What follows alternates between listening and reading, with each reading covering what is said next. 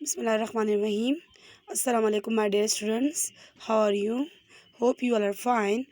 As you know that today's we have discussed the topic friction of unit number 3 dynamics. Okay, so all of you have opened your books at page number 77 and the topic is friction. Okay, now first of all we discuss what is friction. Friction is a force that opposes relative motion or attempted motion between system in contact.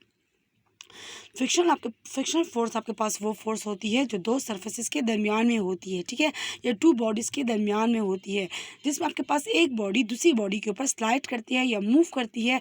तो उनकी जो surfaces आपस में इन contact होती हैं, उन दो contact surfaces के बीच में कौन सी फोर्स प्रेजेंट होती है? Frictional force. और फ्रिक्शनल फोर्स वो फोर्स है जो कि बॉडी की मोशन को क्या करती है? अपोज करती है। अंडरस्टैंड? सही कि एज रिजल्ट बॉडी जो है ईजिली एक जगह से दूसरी जगह मूव नहीं कर सकती। अब आपके पास जो अप्लाइड फोर्स होती है और फ्रिक्शनल फोर्स जो होती है, दोनों की डायरेक्शन आपके पास क्या होती है? ऑपोजिट होती है। फॉर एग्जांपल फ्रिक्शनल फोर्स की आपके पास डिफरेंट एग्जांपल्स हैं। जैसे आपके पास कोई बॉडी जो है फ्लोर के ऊपर मूव कर रही है, ये आप लोग अक्सर अपने दोनों हाथों को आपस में रब करते हो, ठीक है, या फिर आपके पास जब मैच स्टिक हम लोग यूज़ करते हैं। इस तरह आपके पास डिफरेंट एग्जांपल्स है फ्रिक्शनल फोर्स की। फ्रिक्शनल फोर्स में आपके पास एक बॉडी दूसरी बॉडी के ऊपर क्या करती है? मूव करती है। और जब एक बॉडी दूसरी बॉडी के ऊपर मूव करती है या आपके पास एक बॉडी दूसरी बॉडी के ऊपर रब होती है, तो as a result heat energy आपके पास क्या होती है? प्रोड्यूस होती है, ठीक है। Then we have our next topic is of normal force. What is normal force? जब आपके पास एक बॉडी को जब हम लोग दूसरी बॉडी के ऊपर प्लेस करते हैं, for example a book lying on a table, the weight of a book is acting downward and as a result the table also applied force on the book, which is the normal force.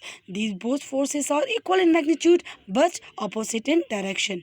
तो वो force जो कि आपके पास object book के ऊपर लगा रहा है, this is the normal force. Understand? अब आपके पास याद रखेगा, जितनी हम लोग वेट ज़्यादा करते जाएंगे उतने नॉर्मल फोर्स की क्वांटिटी भी क्या होती जाएगी? ज़्यादा हो जाएगी।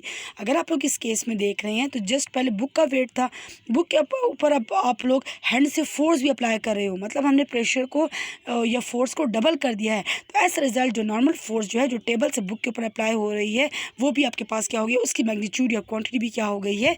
ज़्यादा हो गई है, ठीक है।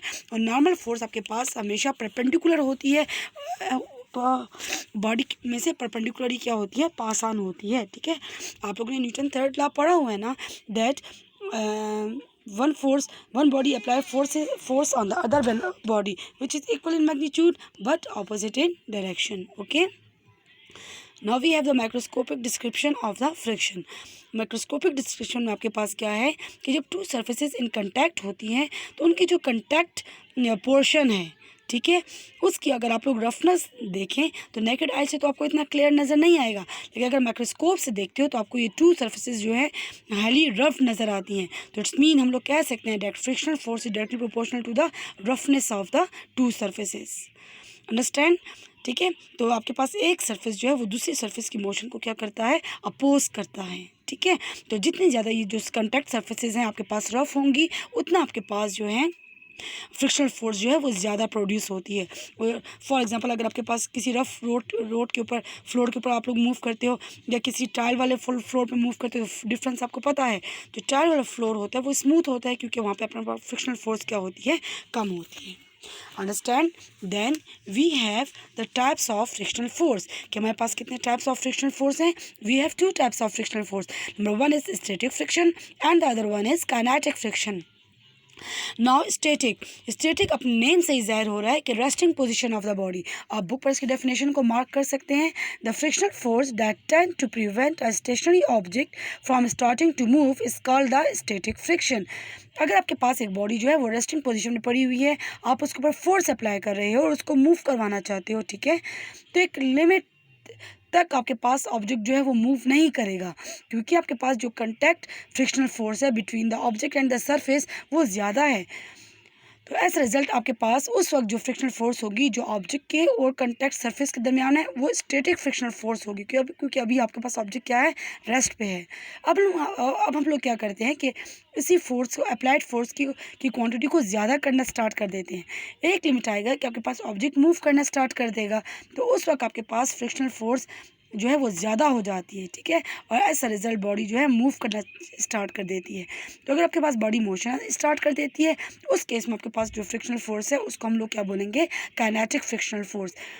स्टैटिक फ्रिक्शनल फोर्स को आप लोग रिप्रेजेंट किससे करते हो, स्मॉल एफ से एंड एस से, जबकि काइनेटिक फ्रिक्शनल फोर्स को हम लोग रिप्रेजेंट करते हैं स्मॉल एफ एंड के से, S for the static and के फॉर द काइनेटिक।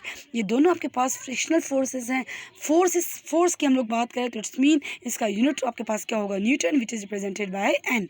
ओके, और एक और बात याद रखिएगा कि static frictional force and kinetic frictional force, ये आपके पास इनकी डायरेक्शन जो होती है वो अप्लाइड फोर्स के ऑपोजिट होती है, ठीक है, क्योंकि जो फ्रिक्शनल फोर्स है वो बॉडी की मोशन को अपोज करती है, रोकती है कि बॉडी आपके पास मूव ना करने पाए। अंडरस्टैंड। तो इंशाल्लाह इसके बाद हम लोग नेक्स्ट लेक्चर में न्यू टॉपिक को कंटिन्यू करेंगे। यहाँ तक जो है आप लोगों ने यहाँ तक आप लोग समझ लें, और इसके अलावा जो रिटर्न वर्क आपको शेयर हुआ है जो लास्ट टॉपिक्स का, आपने जस्ट वहीं तक आप लोगों ने रिटर्न वर्क नीट कॉपीज़ पर करना है। मज़ीद अभी हम लोग कंटिन्यू नहीं करें। ओके, आप लोग फ़िलहाल उसी रिटर्न वर्क को फॉलो करें, ठीक है।